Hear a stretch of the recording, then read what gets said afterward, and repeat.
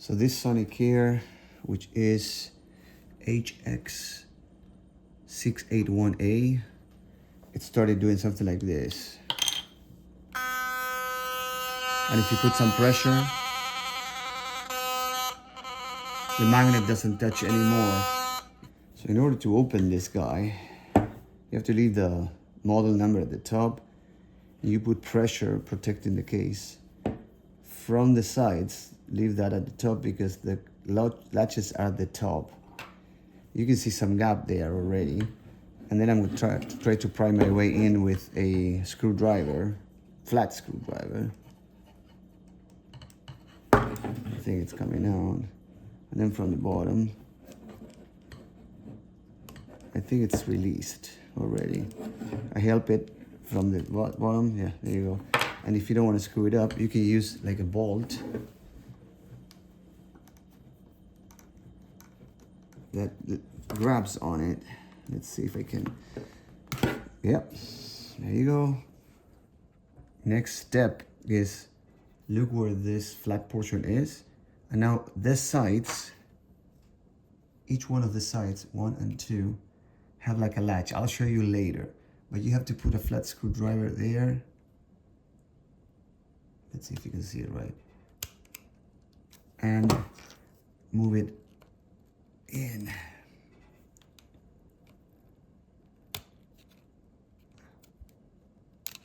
Yeah, there you go. One is kind of out. And at the same time, push. And there you go. I pushed and like this. So this is what I unlocked. Remember the flat portion, 1 and 2. These things, just push them in. So there is absolutely no gap in there. Let me grab a screwdriver. Right there. There should be a gap. I'm gonna try. You should see something behind it, like white right there or beige, nothing. That's the real problem. So in order to solve it, we have to push this magnet, the red section backwards. But you have to release that screwdriver, and there's another one on the other side right here. Okay, you first have to remove this white piece that has the spring.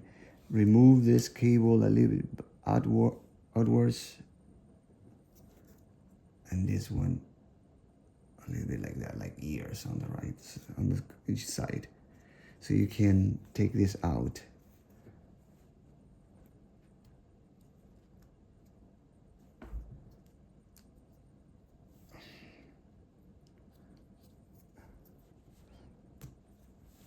There it goes. And now you can be careful with this cable, with this flat cable here. It's glued a little bit, some sticky stuff, but you can remove it just preventively because you have to slide this section backwards. Let's see, put some slide. Fits right there. 1.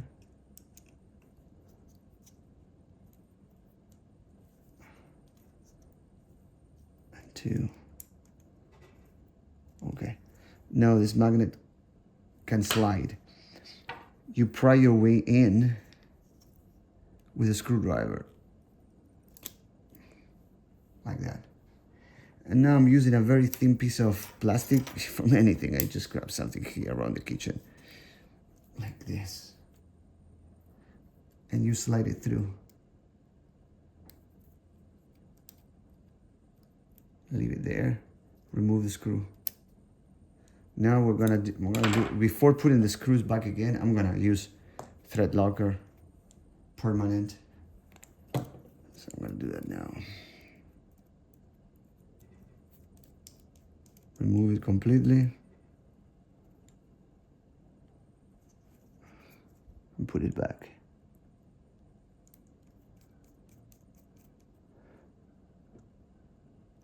Okay, the other one.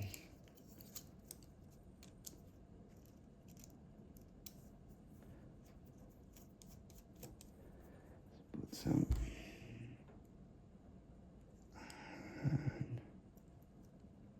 back in. And now that it's super tight on both sides, we can remove this plastic. There you can see a gap. That makes it work, so let's try it. And if I put pressure, try to move it, either side doesn't do that effect anymore. Yep, okay, perfect, it's fixed. Okay, let's put it back together now. We have to slide this up here. I have to make it fit. Yeah, okay, I see it. I see it. It has to go all the way down here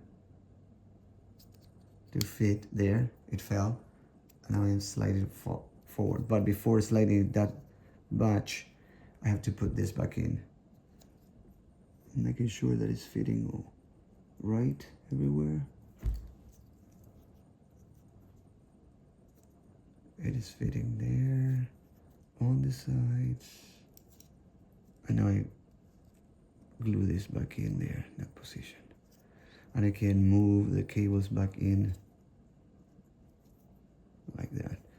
So when we put them back in the case, it doesn't screw them. Let's put it back into the case. Make sure that you're facing where the button is.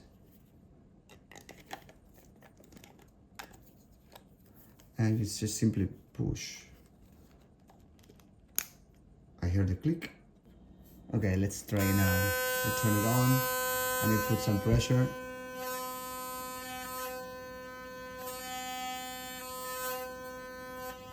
Sideways. Yep, it's now working fine. So the problem with this one was the gap. Please like the video and share it if you need to. I know a lot of people have these issues.